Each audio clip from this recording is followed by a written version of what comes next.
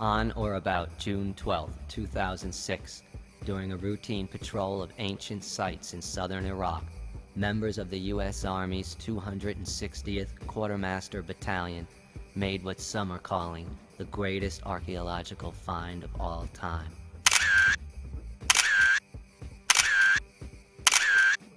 Quickly transferred to nearby Talil Air Base, the find was brought to London, where a panel of Near Eastern scholars and linguists were assembled to analyze it.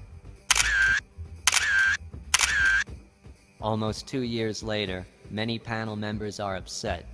They say the US and British governments have reneged on an agreement to share the discovery with the world. Despite the worst consequences possible, some panel members are talking.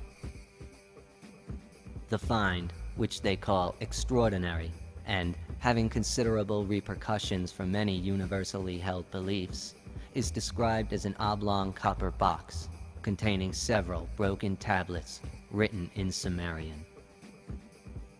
Largely unreadable, one fragment scholars have translated tells the story of Ziusudra, the antediluvian Noah.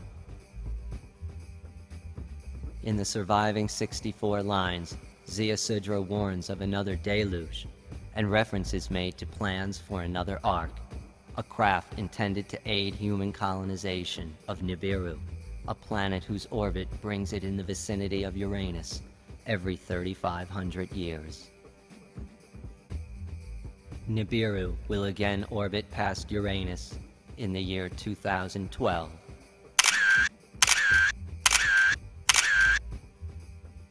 Insiders say the US and British governments are spending millions on restoration technologies, and the discovery has set off a frantic search for more tablets.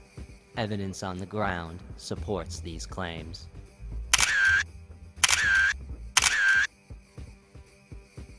As of mid-March 2008, 6 copies of the translation have surfaced in various cities around the world: Paris, Amsterdam, Madrid, Aleppo, Karachi, and Tangiers.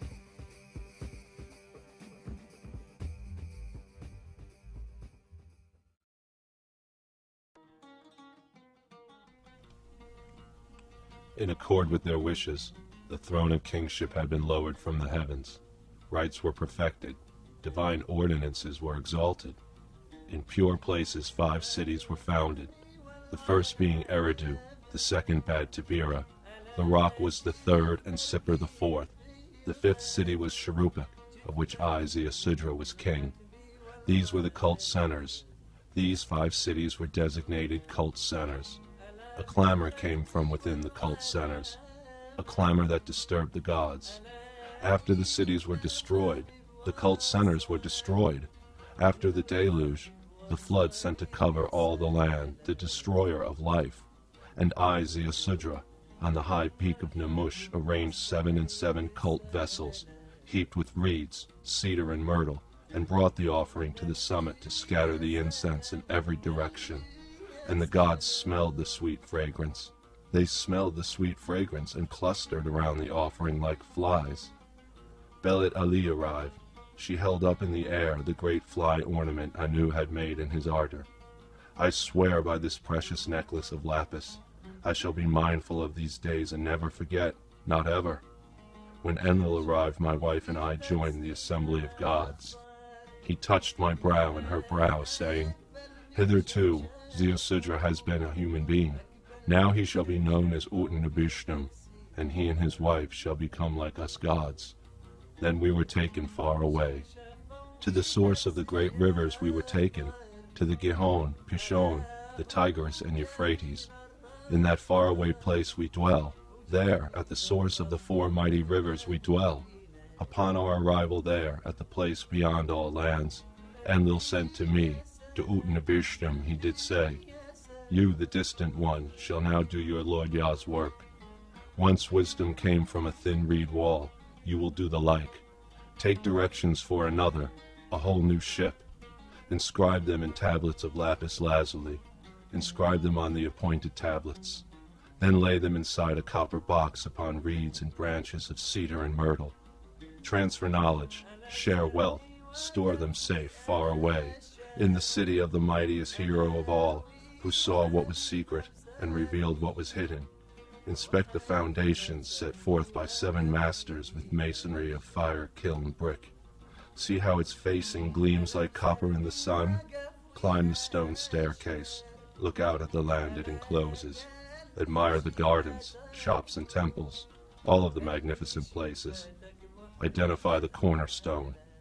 Look underneath. Now at that time in those days the world was still anew. When Enlil brought forth the tablets, the lands had only just dried. Reed hut, wall, wall. Reed hut, hearken, wall, reflect. Tear down house, build ship. Give up possessions, seek life. Forswear worldly goods, keep the soul alive. A new storm looms, yet rains do not squall. Another deluge falls, again rushing over the lands. Heed warning and prepare your family's cross. Transplant joy of human hearts. Take refuge in Nibiru's embrace, the return of light in the firmament of the heavens. It has been,